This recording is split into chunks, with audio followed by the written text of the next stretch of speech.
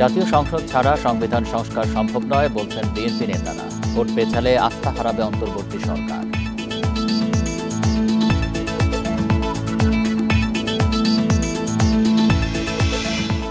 জাতীয় নির্বাচনের আগে স্থানীয় সরকার ভোট চায় জামায়াত। কমিশনের অ্যাসিড টেস্ট হবে বললেন দলের আমির শফিকুর রহমান।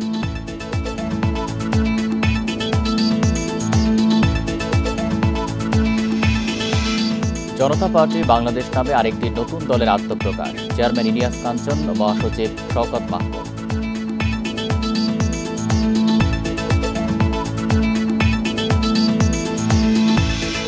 টাঙ্গাইলে ছিনতাইকারী ছুরিকাঘাতে মাছ ব্যবসায়ী নিহত। হবিগঞ্জে আধিপত্য বিস্তার নিয়ে বিরোধের সংঘর্ষ, আহত 50। বান্ডেল থাকলে প্রতি সেনমানিতে টাকা বাঁচবে। বিকাশ সেনমানি বান্ডেল কিনে জিতুন প্রতি লেনদেনে। স্বাগত বিরতিহীন সংবাদ দুপুরে। আপনাদের সাথে আছি আমি আলী আসলাম। শুনছেন শিরোনাম, যাচ্ছি পুরো খবরে। ঐকমত্য কমিশনের সঙ্গে সংস্কার প্রশ্নে 3 দফা বৈঠকে বসেছে বিএনপি। তবে সংসদ ছাড়া সংবিধান সংস্কার অসম্ভব বলছেন দলটির নেতারা। জানাচ্ছেন, এই আলোচনায় নির্বাচন পেছালে ক্ষতিগ্রস্ত হবে দেশ। ডিসেম্বরের বদলে জুনে ভোটের চিন্তা করলে সমর্থন দেবেন না তারা। জনগণের আস্থাও হারাবে অন্তর্বর্তী সরকার। সংবিধান, বিচার বিভাগ, প্রশাসন সহ রাষ্ট্র সংস্কারে রাজনৈতিক দলের সঙ্গে চলছে ঐকমত্য কমিশনের সংলাপ। বিএনপির সঙ্গে বসেছে 3 দফা। তবে এতে চূড়ান্ত কোনো সিদ্ধান্তে আসতে পারেনি কোনো পক্ষ। যে সমস্ত বিষয়ে হ্যাঁ না জবাবের জন্য যে শীট দিয়েছিল ওখানে উল্লেখ আছে, সেখানে আমরা বিস্তারিত রিপোর্টে গিয়ে দেখলাম বিস্তর ফারাক। বিএনপি নেতা খন্দকার মোশাররফ হোসেন বলছেন, সীমিত সময়ে কখনোই সংস্কার সম্ভব নয়। তাড়াহুড়ো করলে তা টেকসই তো হবেই না, উল্টো তৈরি হতে পারে আইনি জটিলতা।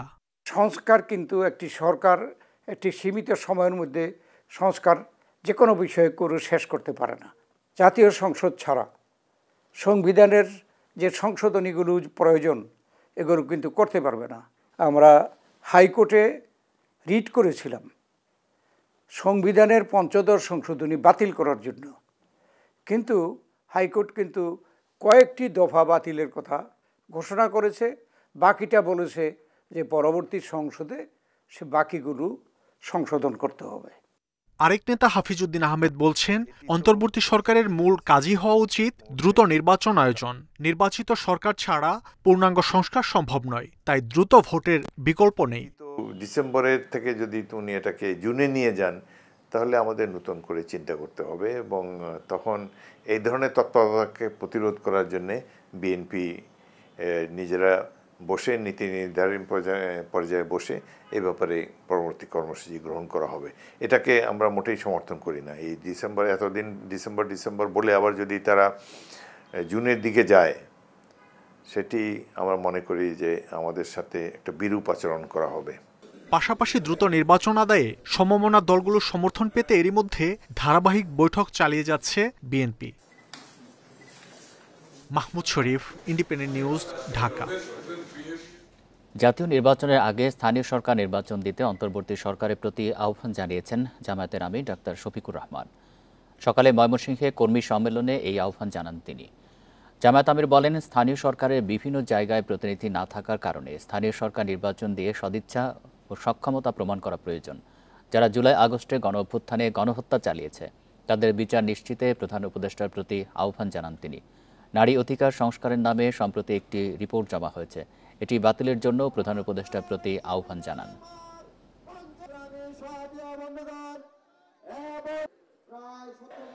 স্থানীয় সরকার নির্বাচনটা দিন, আমরা দেখি আপনাদের সদিচ্ছা এবং সক্ষমতা কতটুকু, এটার প্রমাণ আপনারা পেশ করুন। যদি এতে জনগণ সন্তুষ্ট হয়, জনগণের পরবর্তী খেদমতের জন্য জনগণ আপনাদেরকে পূর্ণ সহযোগিতা দেবে। জনতা পার্টি বাংলাদেশ নামে আরেকটি নতুন দল আত্মপ্রকাশ করেছে। দলটির চেয়ারম্যান ইলিয়াস কাঞ্চন ও মহাসচিব সাবেক বিএনপি নেতা শওকত মাহমুদ। বেলা 11টার দিকে রাজধানীর হোটেল ইন্টারকন্টিনেন্টালে এক অনুষ্ঠানে দলটির নাম ঘোষণা করা হয়। জনতা পার্টি বাংলাদেশ দলের অন্যান্য পদে বিএনপির সাবেক নেতা ও কয়েকজন অবসরপ্রাপ্ত সেনা কর্মকর্তা আছেন। দলটির স্লোগান গর্বমোরা ইনসাফের বাংলাদেশ। শেখ হাসিনা সরকারের পতনের পর এই বছরের ফেব্রুয়ারি পর্যন্ত 6.5 মাসে দেশে প্রায় 22টি নতুন রাজনৈতিক দল আত্মপ্রকাশ করেছে।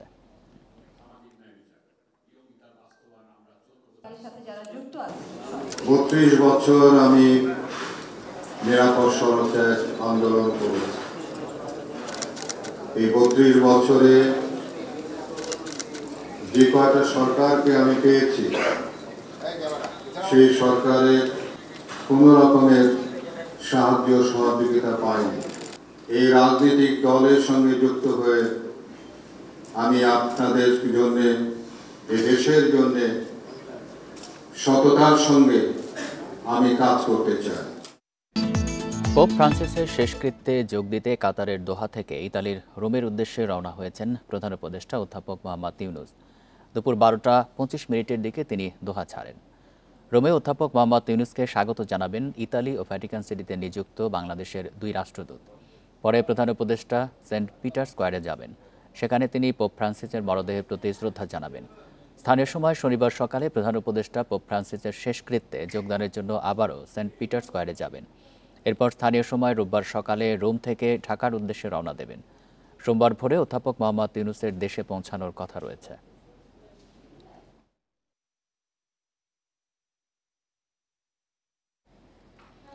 টাঙ্গাইল শহরের সাকরাইল এলাকায় ছিনতাইকারীর ছুরিকাঘাতে এক মাছ ব্যবসায়ীর মৃত্যু হয়েছে। ভোর 4:30টার দিকে ঢাকা টাঙ্গাইল মহাসড়কে এই ঘটনা ঘটে। পুলিশ ও স্বজনরা জানান, ব্যবসায়ী সাইফুল আলম ও তার সঙ্গীরা অটোরিকশায় চড়ে মাছের রেণু কিনতে যাচ্ছিলেন। মহাসড়কের ডুবাইল এলাকায় একটি মোটরসাইকেল তাদের রাস্তা আটকায়। অস্ত্রের মুখে নগদ টাকা ও মোবাইল ফোন ছিনিয়ে নেওয়ার চেষ্টা করে ছিনতাইকারীরা। এ সময় সাইফুল বাধা দিলে তাকে ছুরিকাঘাত করা হয়। গুরুতর আহত সাইফুল আলমকে টাঙ্গাইল জেনারেল হাসপাতালে ভর্তি করা হয়। সেখানে চিকিৎসাধীন অবস্থায় মারা যান তিনি। পুলিশ বলছে, জড়িতদের ধরতে অভিযান চলছে। উপদেষ্টা আসিফ মাহমুদ সজীব ভুঁইয়ার এপিএসের দুর্নীতি ও পদত্যাগের বিষয়ে মন্ত্রণালয়ের তদন্ত করার কোনো উদ্যোগ নেই বলে জানিয়েছেন স্থানীয় সরকার মন্ত্রণালয়ের সচিব রেজাউল মাকসুদ জাহিদি।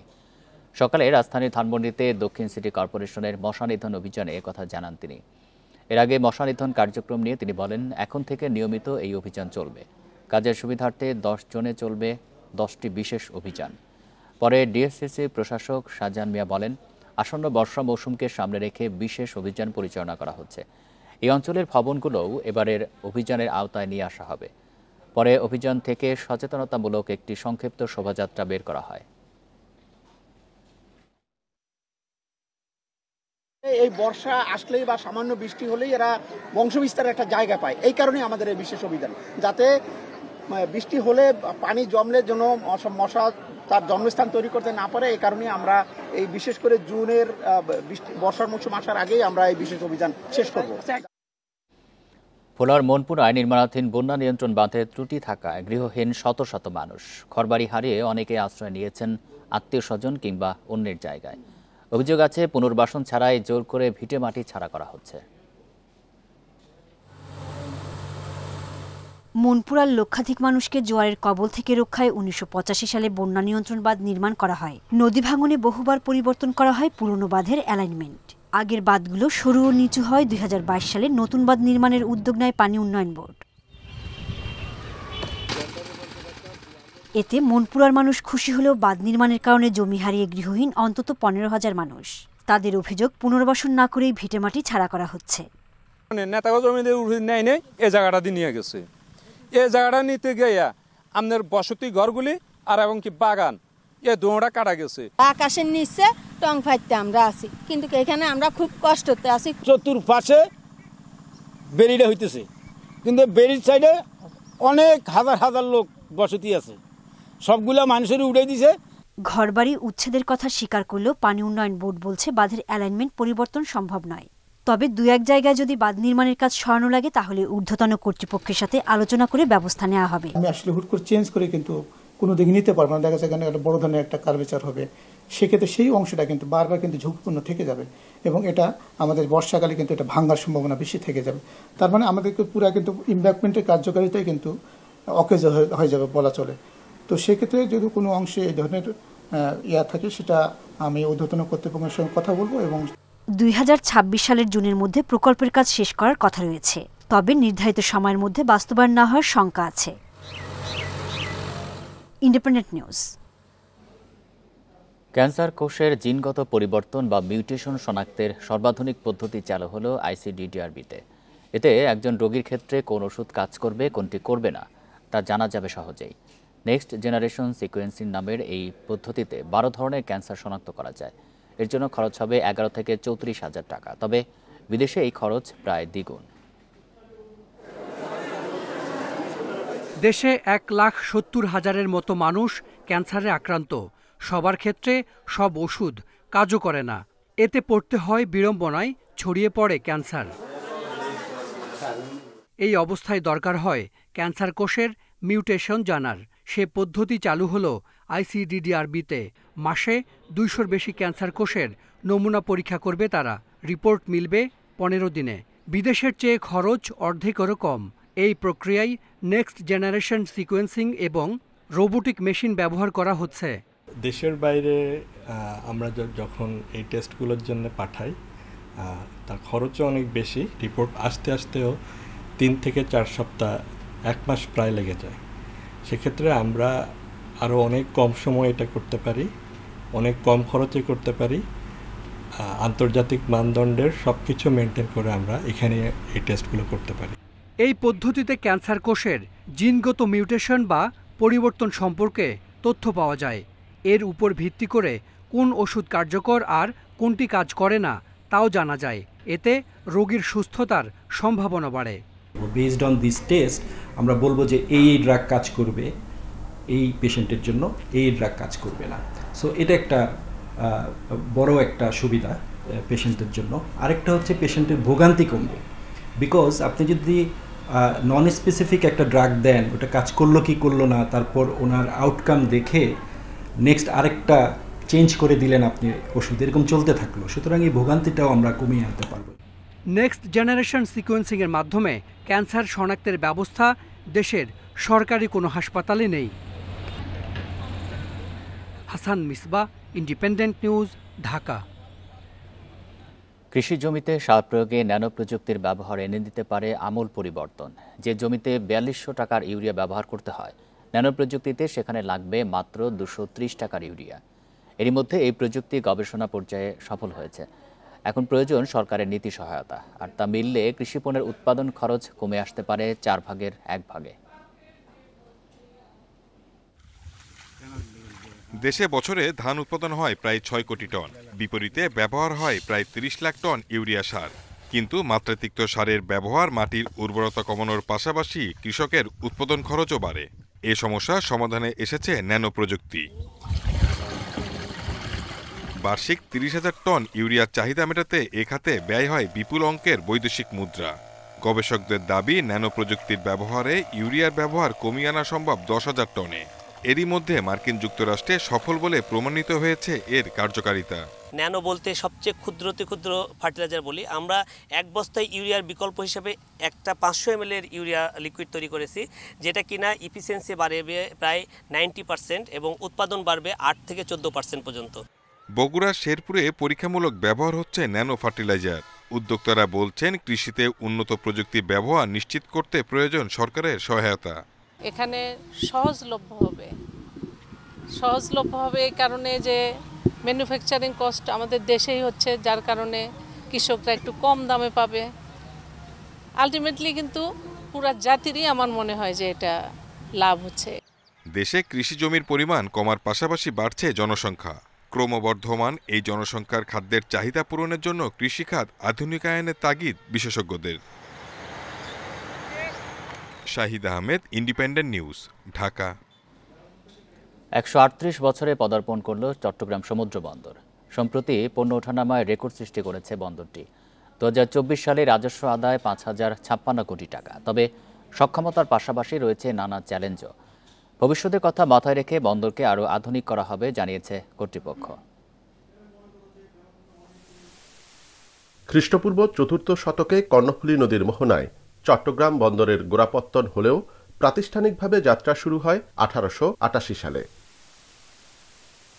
প্রধান এই সমুদ্র বন্দরে আমদানি রপ্তানি বাণিজ্যের 92% পরিচালিত হয়।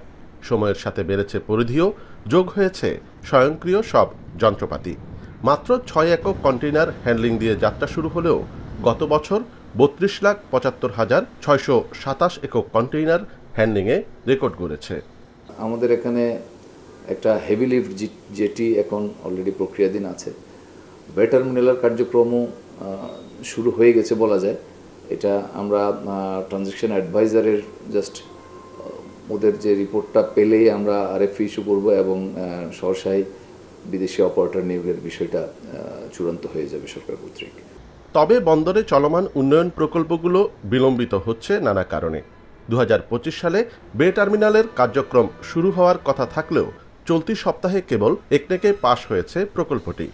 বিশ্বের সাথে তাল মিলিয়ে বন্দরের সম্প্রসারণ নীতিগত পরিকল্পনা জরুরি বলে মনে করছেন বিশেষজ্ঞ ও বন্দর ব্যবহারকারীরা।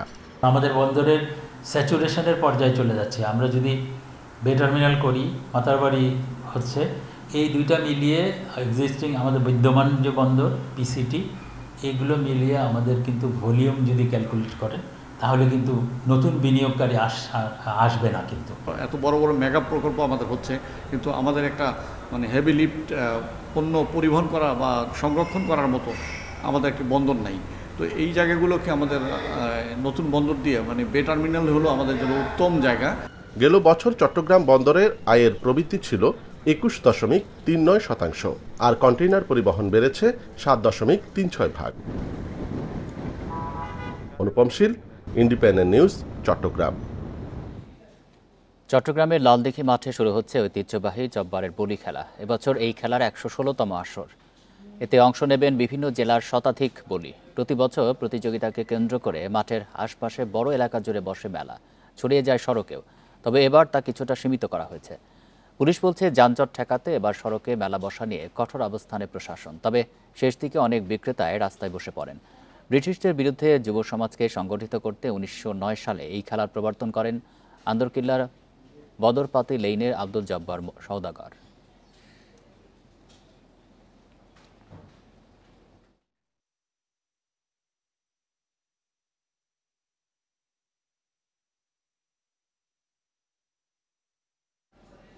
চট্টগ্রামের লালদিঘি মাঠে ঐতিহ্যবাহী বলি খেলা উপলক্ষে বসেছে বৈশাখী মেলা। এ বিষয়ে আরও জানাতে চট্টগ্রাম থেকে যুক্ত হচ্ছেন সহকর্মী আহসান রিটন। রিটন, বৈশাখী মেলার কি পরিস্থিতি এখন বিস্তারিত জানাবেন এখনকার, আর বলি খেলা কখন শুরু হচ্ছে?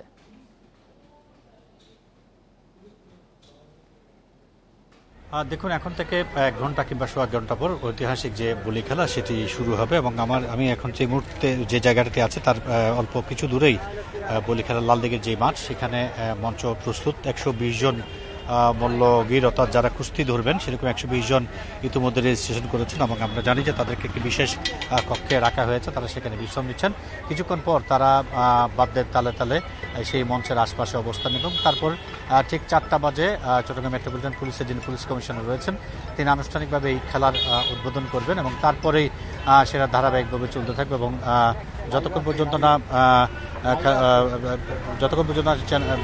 চ্যাম্পিয়ন এবং রানার্স আপ নির্ধারণ হচ্ছে ততক্ষণ পর্যন্ত খেলাটি চলতে থাকবে এবং এক পর্যায়ে সেই খেলার যে চূড়ান্ত সমাপ্তি সেটি ঘটবে এবং এর মধ্যে দিয়ে 116তম যে জব্বারের বলি খেলা সেটির ইতি এবার টানার কথা রয়েছে। আপনি জানেন যে আসলে এই বছর এই বৈশাখী জব্বারের বলি খেলাকে কেন্দ্র করে যে বৈশাখী মেলা সেটি রাস্তায় বসা নিয়ে কিছুটা অনিশ্চয়তা দেখা দিয়েছিল গতকালকে পর্যন্ত। আমি এখন যেই সড়কটিতে দাঁড়িয়ে আছি কেসিদের সড়ক, এখানে আসলে বসতে দেওয়া হয়নি, কিন্তু আমরা দেখেছি কালকে সন্ধ্যার পর থেকে আবার নতুন করে প্রশাসনের বিশেষ অনুমতিক্রমে তারা জিনিসপত্রগুলো এখানে বসাতে শুরু করেছে এবং কার্যত এই সড়কটি এখন বন্ধ রয়েছে এবং আগামীকালকে পুরো দিনটিও এই বৈশাখী যে মেলা সেটি চলবে এবং তারপর পুলিশ প্রশাসন এখানে যারা রাস্তায় বসেছেন তাদেরকে সরিয়ে দেওয়ার কথা রয়েছে।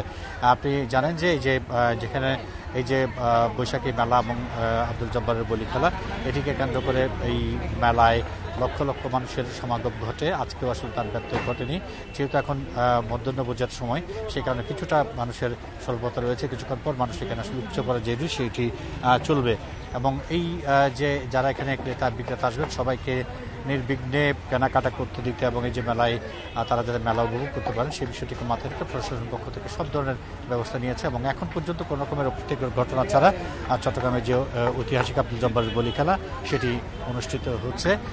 ঠিক 4টায় যে লালদিঘির মাঠে যে মঞ্চ রয়েছে সে মঞ্চে এক এক করে যারা বলি কিংবা কুস্তিগির রয়েছেন তারা আসবেন, সেখানে লড়বেন এবং চূড়ান্ত বিজয়ের মধ্য দিয়ে চ্যাম্পিয়ন, রানার্স আপ, তৃতীয় এবং চতুর্থ স্থান নির্ধারণ এবং যারা এখানে অংশগ্রহণ করবেন আজকে সবার জন্য আসলে বিশেষ পুরস্কার থাকবে।